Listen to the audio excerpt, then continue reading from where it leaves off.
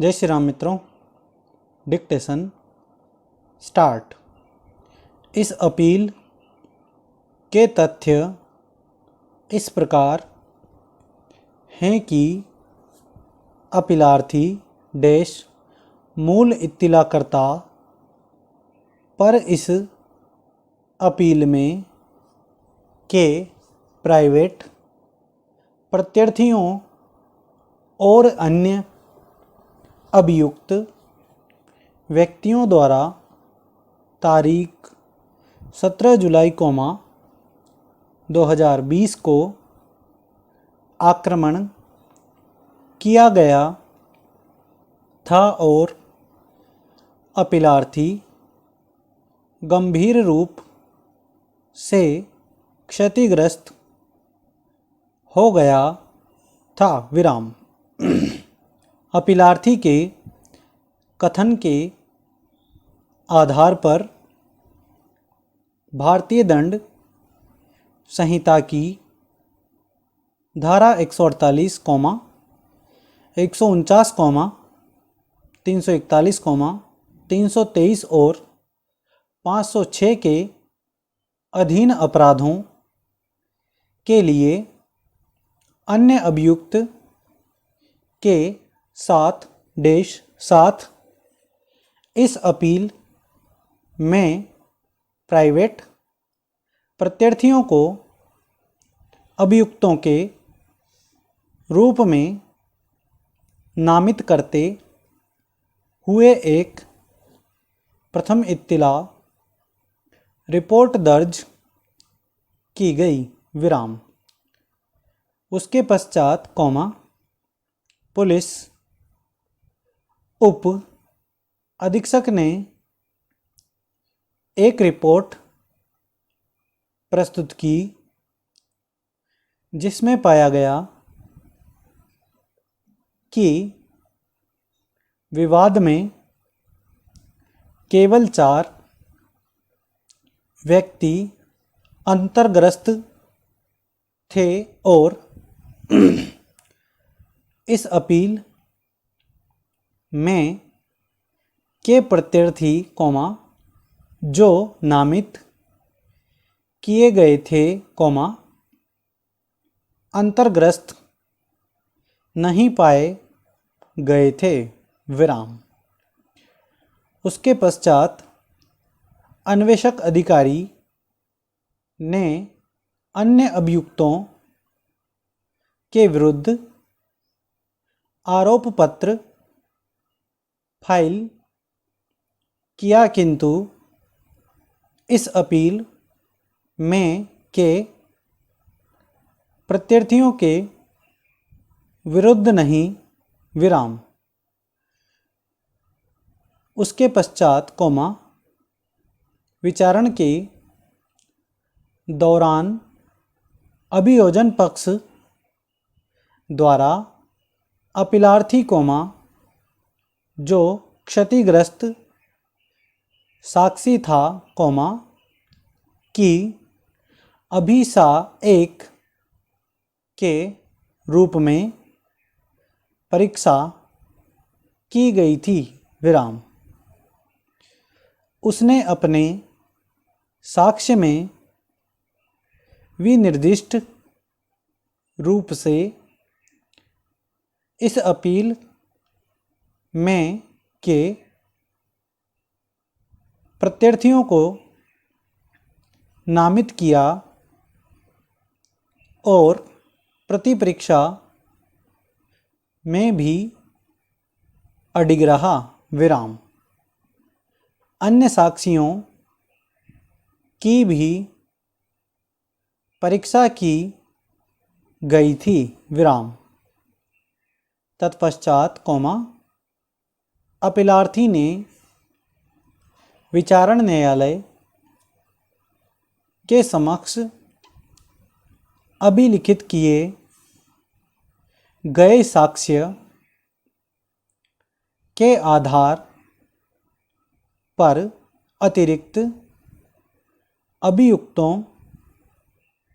इस अपील में के प्रत्यर्थियों को समन करने के लिए दंड प्रक्रिया संहिता की धारा 319 के अधीन एक आवेदन फाइल किया। विराम। विद्वान विचारण न्यायालय ने अपीलार्थी और अन्य प्रत्यक्षदर्शी साक्षियों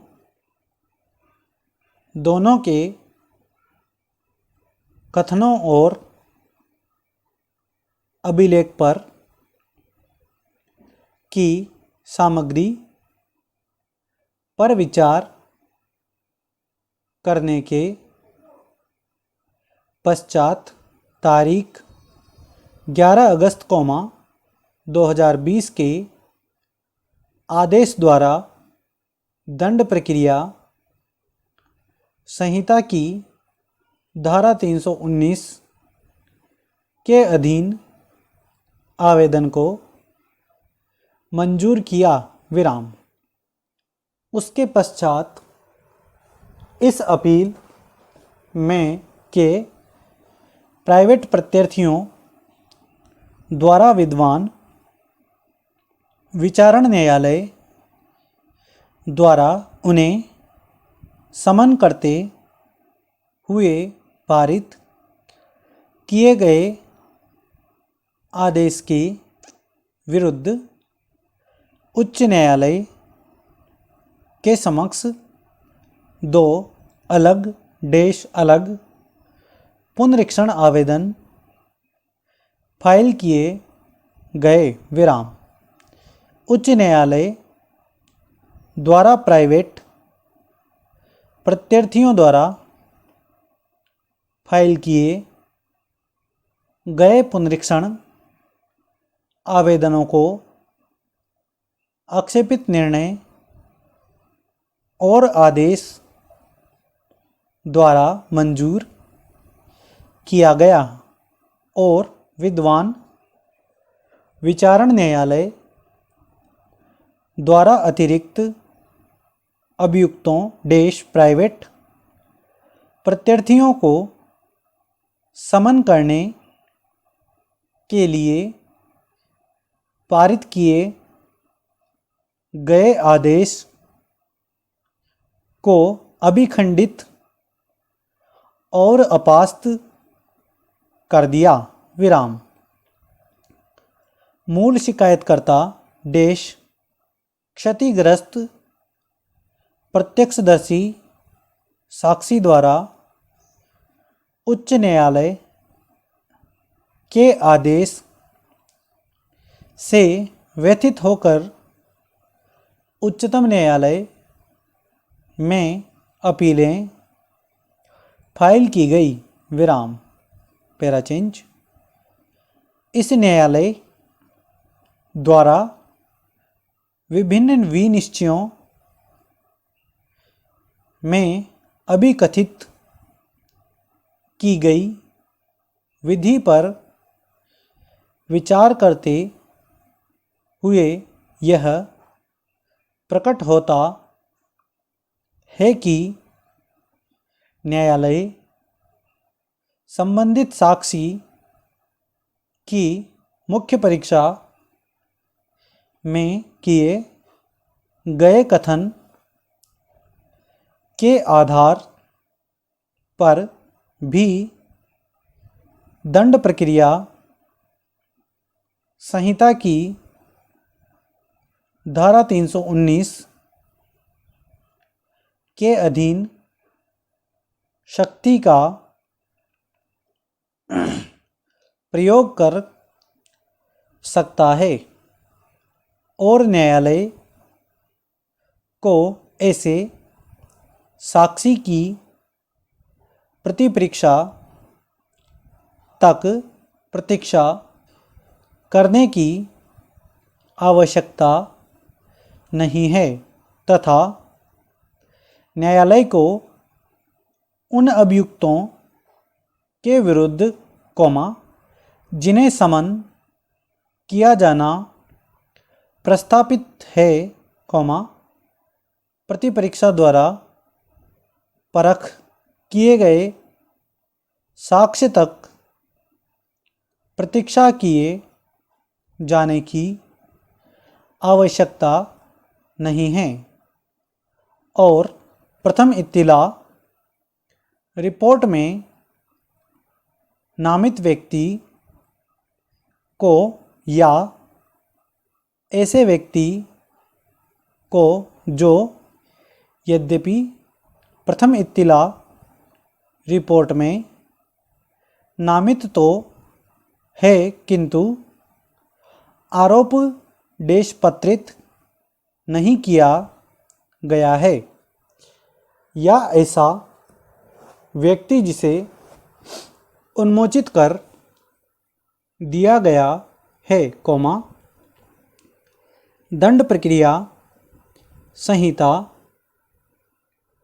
की धारा 319 के अधीन समन किया जा सकता है, बशर्ते साक्ष्य से कोष्टक यह संबंधित साक्षी की मुख्य परीक्षा में किए गए कथन के आधार पर एकत्रित किए गए साक्ष्य के रूप में हो सकता है,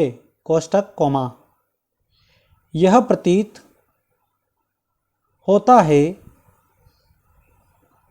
कि ऐसे व्यक्ति का पहले ही विचारण का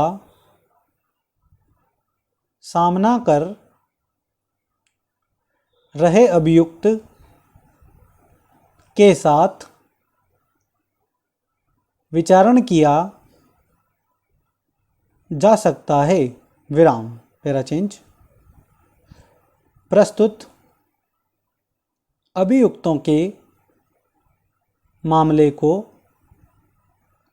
इस न्यायालय द्वारा अधिकथित की गई विधि को लागू करते हुए, इस न्यायालय की यह राय है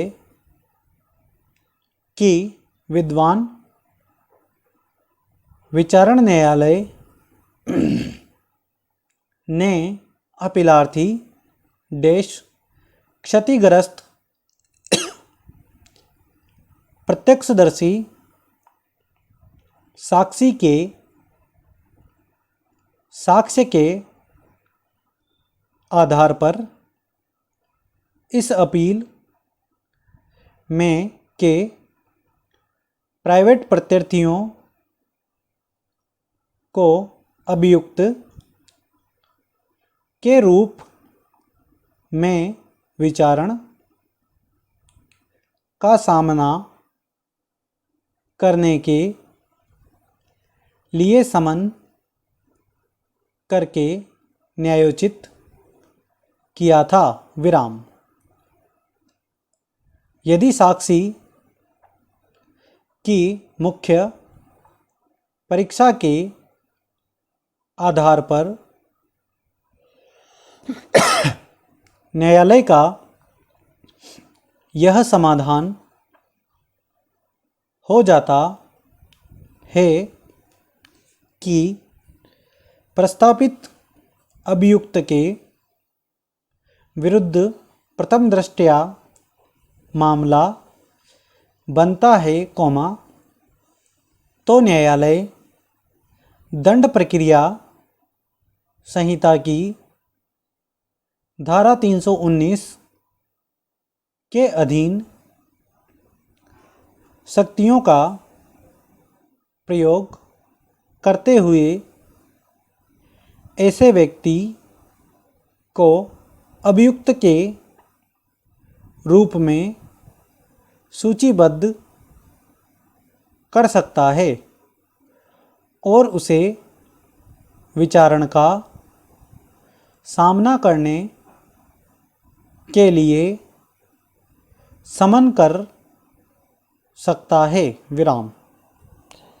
इस प्रक्रम पर कॉमा यह उल्लेख किया जाना अपेक्षित है कि आरंभ से ही इस अपील में अपीलार्थी देश क्षतिग्रस्त प्रत्यक्षदर्शी साक्षी कौमा जो प्रथम इत्तिला करता है कौमा ने इस अपील में के प्राइवेट प्रत्यार्थियों के नामों का प्रकटीकरण किया था और उन्हें विनिर्दिष्ट रूप से प्रथम इत्तिला रिपोर्ट में नामित किया था। विराम।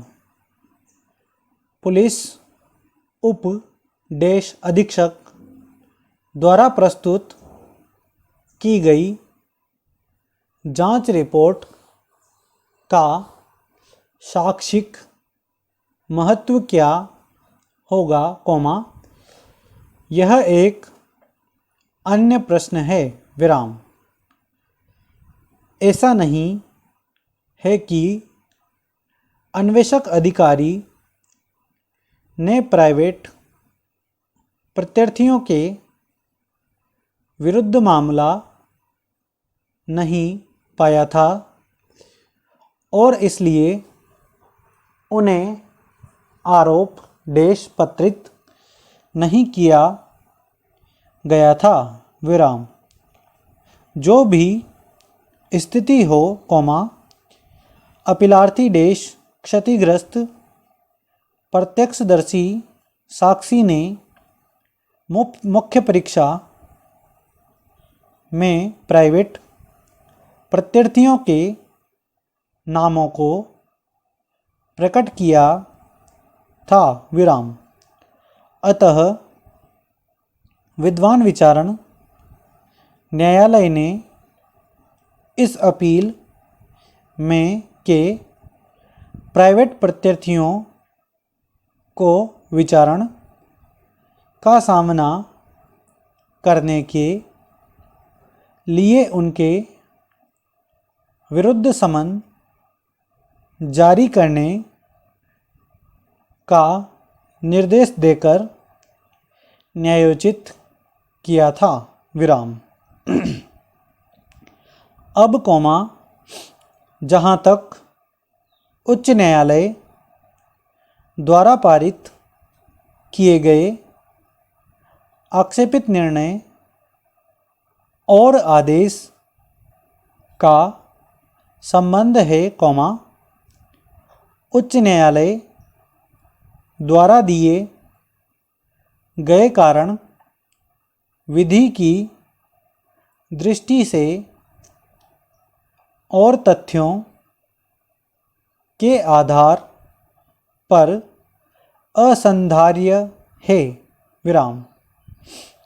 इस प्रकरण पर कौमा उच्च न्यायालय को क्षतिग्रस्त प्रत्यक्षदर्शी साक्षी के अभिसाक्ष्य का मूल्यांकन नहीं करना चाहिए था और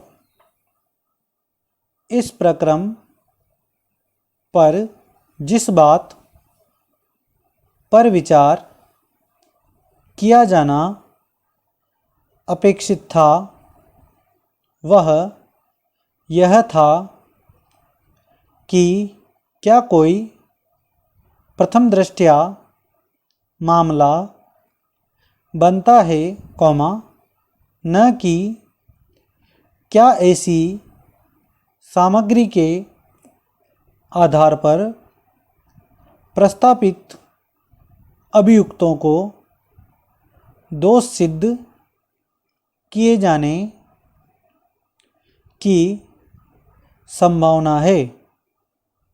विराम। स्टॉप। धन्यवाद।